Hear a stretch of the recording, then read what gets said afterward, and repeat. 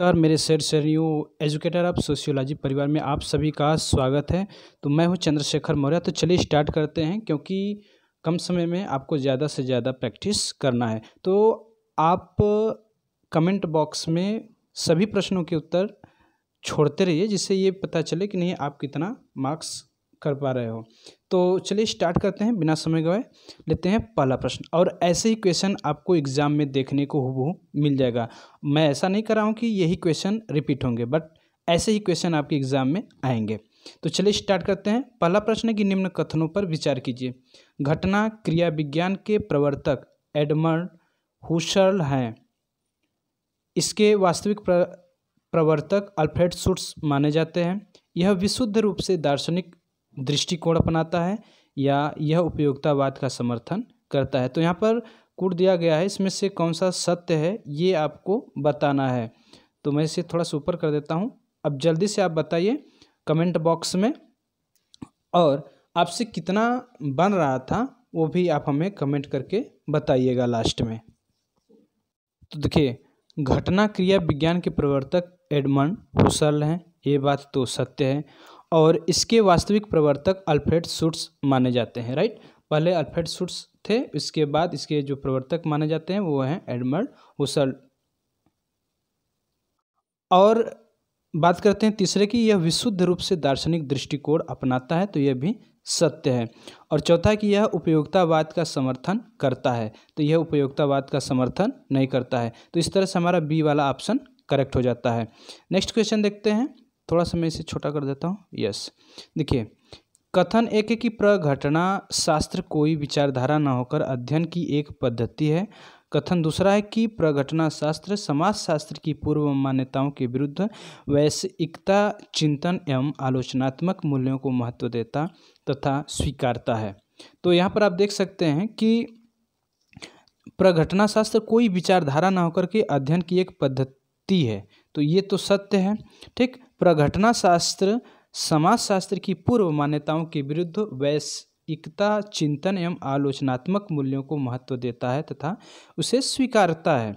तो ये भी हमारा सत्य, यानी दोनों कथन स्टेटमेंट हमारा दोनों राइट है। तो इस तरह से हमारा दोनों कथन सत्य है, यानी सी वाला ऑप्शन करेक्ट हो जाता है। नेक्स्ट क्वेश्चन देखते हैं, निम्न कथनों पर विचार कीजिए।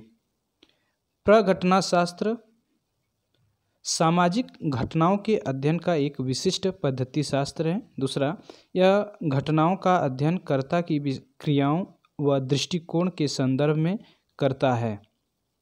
और तीसरा है, यह वास्तविक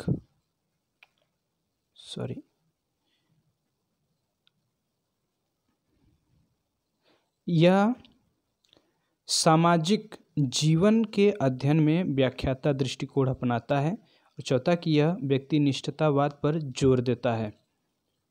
तो देखिए, इसमें जो प्रघटना शास्त्र है वो सामाजिक घटनाओं के अध्ययन का एक विशिष्ट पद्धति शास्त्र है, ये सत्य है।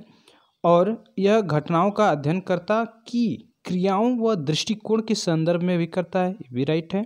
तीसरा कि यह सामाजिक जीवन के अध्ययन में व्याख्याता दृष्टिकोण अपनाता है, ये भी सत्य है। और चौथा है कि यह व्यक्तिनिष्ठतावाद पर जोर देता है, ये भी सत्य है। तो इस तरह से हमारा डी वाला ऑप्शन करेक्ट हो जाता है। नेक्स्ट क्वेश्चन देखते हैं, निम्न कथनों पर विचार कीजिए। घटना क्रिया विज्ञान विज्ञानवाद का विरोधी है। प्रघटना शास्त्र अनुभववाद का विरोधी है। तीसरा है कि घटना क्रिया विज्ञान में मानव के अतिरिक्त आंतरिक एवं चेतना जगत को समझने पर बल दिया जाता है। और चौथा है कि इसके द्वारा यह जाना जाता है कि लोग अपने आसपास घटने वाली घटनाओं क्रियाओं का क्या अर्थ लगाते हैं, उन्हें किस प्रकार समझते हैं, इस प्रकार इसमें अर्थ निकाला जाता है। तो इस तरह से ये सभी के सभी हमारे सत्य हो जाते हैं। राइट, तो इस तरह से हमारा डी वाला ऑप्शन करेक्ट हो जाता है। ठीक, इसे समझाने की ज़रूरत नहीं है मुझे लगता है। चलिए, अगर समझ में नहीं आएगा तो प्लीज़ आप हमें कमेंट करके ज़रूर बताइएगा। इस क्वेश्चन को नेक्स्ट वाले वीडियो में फिर से मैं आपको समझाने की कोशिश करूँगा। थोड़ा फास्ट चल रहा हूँ ताकि आपको अधिक से अधिक क्वेश्चन कम समय में दे पाऊँ। निम्न कथनों पर विचार कीजिए। हुसर्ल ने घटना क्रिया विज्ञान को एक नवीन अध्ययन विधि के रूप में प्रस्तुत किया। दूसरा है कि उनकी प्रमुख पुस्तकें हैं ideas, introduction to pure phenomenology तथा phenomenology and crisis of western philosophy. और तीसरा कि प्रघटनाशास्त्र में अध्ययनकर्ता को अवलोकन, वर्णन तथा वर्गीकरण का सहारा लेना होता है। और चौथा है कि घटना क्रिया विज्ञान दर्शन विहीन विज्ञान नहीं है। तो इस तरह से यहाँ पर आपको मिल जाता है। मैं इसे थोड़ा सा छोटा कर देता हूँ ताकि आपको सब पता चल सके, राइट। तो क्वेश्चन नंबर 5 का देखते हैं यहाँ पर। तो ये हो जाता है हमारा, देखिए ये सभी हमारे जो स्टेटमेंट हैं राइट है, इसलिए हमारा डी वाला ऑप्शन करेक्ट हो जाता है, राइट। नेक्स्ट क्वेश्चन देखते हैं। प्रघटना शास्त्र में हुसल का योगदान नहीं है। ए, मनुष्य अपनी इंद्रियों एवं चेतना से जगत का अनुभव तथा ज्ञान प्राप्त करते हैं। बी, यह जीवन जगत सामूहिक रूप से अभिजन्य जगत नहीं है। सी है कि जीवन जगत में जो कुछ है वह पूर्वाग्रह है, उसे जैसा का तैसा स्वीकार नहीं करना चाहिए। और डी है कि इंद्रियों तथा चेतना से बाहर हमारा कोई सीधा संपर्क विश्व की वास्तविकता से नहीं है। तो देखिए मैं आपको बता दूं कि प्रघटना शास्त्र जो हुसल वर्ग हैं वह जीवन जगत सामूहिक रूप से अनुभव जन्य जगत नहीं है, ये उन्होंने इस तरह से माना है। नेक्स्ट क्वेश्चन है, निम्न कथनों पर विचार कीजिए। अल्फ्रेड शुट्स ने प्रघटना शास्त्र में लोगों के दैनिक जीवन की परिस्थितियों को अधिक महत्व दिया। दूसरा है कि सामाजिक संबंधों की व्याख्या प्रघटना शास्त्र पद्धति से की। तीसरा, उन्होंने बताया संबंध जितने वैयक्तिक होंगे उतने ही विचित्र इसकी विशेषताएं होंगी तथा संबंध जितने अवैयक्तिक होंगे उतने ही वर्गीकृत होंगे। और चौथा है कि उन्होंने मानवीय क्रियाओं के वैज्ञानिक अध्ययन को महत्व प्रदान किया है। तो यहाँ पर हम लोग देख सकते हैं कि अल्फ्रेड शुट्स ने प्रघटना शास्त्र में लोगों के दैनिक जीवन की परिस्थितियों को अधिक महत्व दिया है, तो ये तो सत्य है। दूसरा है कि सामाजिक संबंधों की व्याख्या प्रघटना शास्त्र पद्धति से की है, ये भी सत्य है। तीसरा है कि उन्होंने बताया कि संबंध जितने वैयक्तिक होंगे उतनी ही अलग यानी विचित्र प्रकार की इसकी जो विशेषता होगी, और इसका जो संबंध है जितने अवैयक्तिक होंगे उतने ही वर्गीकृत होंगे। और चौथा कि इन्होंने मानवीय क्रियाओं के वैज्ञानिक अध्ययन को महत्व प्रदान किया है। तो सातवें का जो बेस्ट ऑप्शन है वो हो जाता है हमारा डी वाला ऑप्शन, राइट। नेक्स्ट क्वेश्चन पर चलते हैं।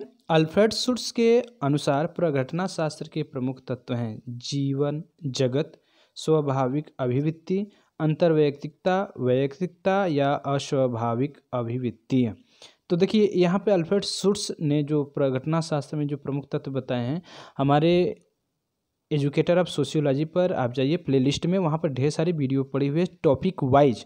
तो उन सभी टॉपिक वाइज जो वीडियो है और लेक्चर है उसे भी आप सुनिए और आप उन्हें भी देखिए, जो इस तरह से प्रैक्टिस सेट हैं। सभी जितने भी प्रैक्टिस हैं वो सभी के सभी लेक्चर पर बेस्ड हैं और एक्स्ट्रा पर भी बेस्ड हैं। तो आप प्लीज़ उन्हें जाकर जरूर देखिए। अगर आपके पास समय नहीं है तो आप सोशियोलॉजी नाम से एक है प्लेलिस्ट में पड़ी हुई, तो उसमें जाइए, वहाँ से आप डायरेक्ट सभी के सभी जितने भी हैं सबका आप प्रैक्टिस कर पाएंगे। तो प्लीज़ आप जाइए और उसका वहाँ से ज्ञान अर्जित कीजिए। तो क्वेश्चन नंबर 8 देखते हैं। देखिए यहाँ पर मैं आपको बताऊं कि जीवन जगत, स्वाभाविक अभिव्यक्ति और अंतर्वैयक्तिकता, ये तीनों अल्फ्रेड शुट्स के अनुसार प्रघटना शास्त्र के प्रमुख तत्व हैं, राइट। तो इस तरह से हमारा ए वाला ऑप्शन करेक्ट हो जाता है, 8 का ए। क्वेश्चन नंबर 9 देखते हैं। कथन एक है कि बर्जर तथा लकमैन ने शुट्स के योगदान को आगे बढ़ाया। वर्जन ने प्रघटनावादी व्याख्याओं में सामाजिक संरचना की दमनात्मक शक्तियों का मानवीय स्वायत्तता के साथ सामंजस्य बैठाने की कोशिश नहीं की।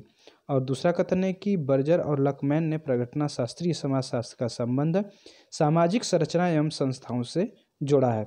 तो यहाँ पर आप कथन देख सकते हैं, कथन 1 सत्य है, कथन 2 सत्य है, दोनों कथन सत्य हैं या दोनों कथन असत्य हैं। तो देखिए यहाँ पे जो सेकेंड वाला कथन है कि बर्जर और लकमैन ने प्रघटना शास्त्रीय समाजशास्त्र का संबंध सामाजिक संरचना एवं संस्थाओं से जोड़ा है, तो ये वाला हमारा कथन सत्य होता है, राइट। तो हमारा जो बी ऑप्शन है वो करेक्ट होता है। क्वेश्चन नंबर 10 देखते हैं कि कथन ए है कि बर्जर तथा लैकमैन का मत है कि व्यक्ति की प्रतिक्रियाएं समाज की वस्तुपरकता एवं विषय पर एक स्व अनुभव की पारिस्थितिकी विशिष्टता पर निर्भर करती है।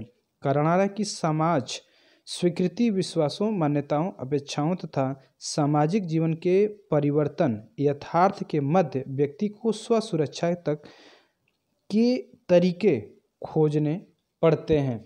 तो यहाँ पर आप देख सकते हैं कि यहाँ पर शायद इसका ऑप्शन नहीं है, बट मैं आप लोगों को बता देता हूँ। इसमें जो आप लोग इससे पिछले वीडियो में मैंने कई इस तरह से बताए हैं, तो इसका मैं आपको करेक्ट बता देता हूँ कि ये दोनों एक दूसरे का सही व्याख्या है, ए आर की सही व्याख्या है, राइट। आपसे कितने प्रश्न बन रहे थे आप हमें कमेंट करके ज़रूर बताइएगा। देखिए जितना आप अधिक कमेंट करेंगे, मतलब ये मैं नहीं कर रहा हूँ कि आप कमेंट करिए, आप अपने ही कॉपी पर लिख लीजिए, भले ही मुझे कमेंट मत कीजिए, बट आप ये देखिए कि आपने कितना इसमें से 10 में से कितना आपने पिक आउट किया है। तो आप उसे प्लीज़ ज़रूर किया करिए, जिससे कि आपके अंदर एक ऊर्जा मिलती है, राइट। तो वीडियो को अधिक से अधिक शेयर कर दें और वीडियो को लाइक कर दें। धन्यवाद।